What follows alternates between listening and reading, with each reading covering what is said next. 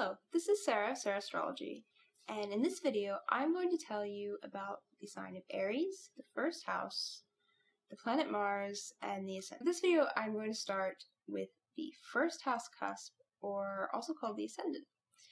Now the first house cusp on a birth chart explains how one appears to others on the outside. I once heard it explained as the doorway to the self. It is how others see you. How I've observed the Ascendant is that it describes how one goes about or approaches situations or ideas. How we tackle a project or maybe even start a debate. For example, my first house cusp is in Gemini, so I normally appear to take on projects in an almost double-minded, polar manner, always seeing two sides to every issue, and not really taking an exact stand on either one. Which in actuality, I don't really, but I still have an opinion. But even though I do seem more like a Gemini in some ways, my sun is in Aquarius in the 8th house. Our sun signs really show us more the way in which we react to certain situations. So basically, to break it down, the Ascendant is how we initiate, and our sun is how we react. One person I know, he has his Ascendant in Capricorn, and he appears to be very serious and just rather serious in general, even though his sun is actually in Gemini, which would logically make him seem more playful. You know, you would think that he'd be more playful, more childlike. But he's not really. I mean, he's really probably one of the most serious persons I know. So sometimes our first house cusp can be somewhat of a paradox to other sides of our natures. So with that, on now to the sign of Aries. And the sign of Aries incorporates much of the same ideas as the first house cusp. Aries, of course, is also the first sign in the zodiac. And the color for the sign of Aries is red, and its music note is C. And the glyph of Aries is interesting. It actually represents the horns and kind of like the long nose of a ram, which is also a symbol of Aries.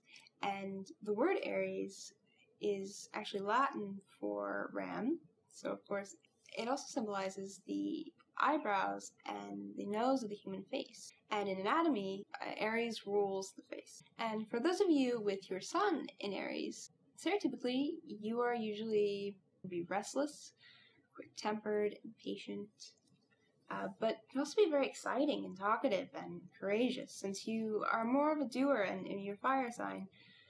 So you also tend to be rather optimistic, but since it is the first sign of the zodiac and it has to do with the first house, they can also be a bit selfish, or can be considered a bit selfish. But they're really just trying to survive and maintain themselves. But with Aries, if someone has different planets placed in Aries, the energies of these planets can almost make one push harder for the self and put the self kind of like against life. They're always pushing harder and competing and that type of thing.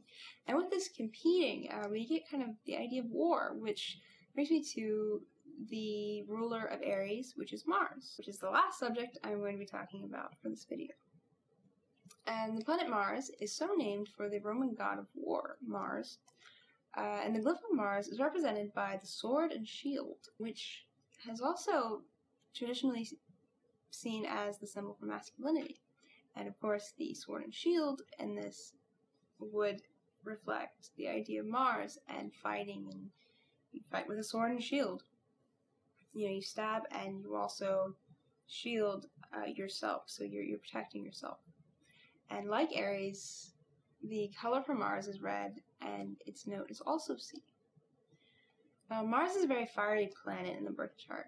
From its namesake, it rules over issues related to power, aggression, violence, competition, sexuality, masculinity, and of course war.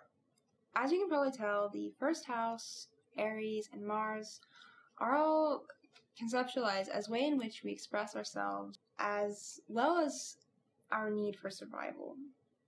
And our human nature, just our basic human nature for competing and winning.